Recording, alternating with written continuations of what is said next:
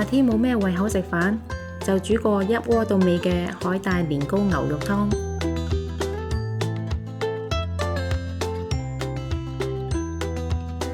牛肉片用米酒、生抽、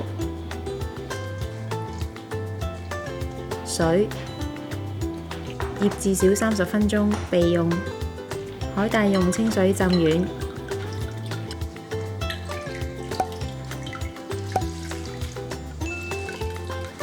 然後再切成細件。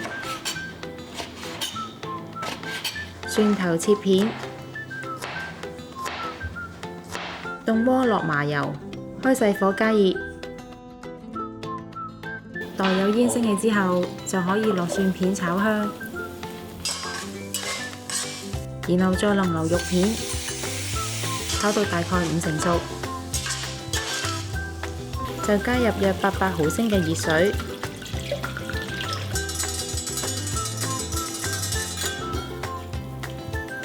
跟住再加入已經浸好嘅海帶、年糕片，再加生抽調味，煮滾之後灑上蔥花就完成啦。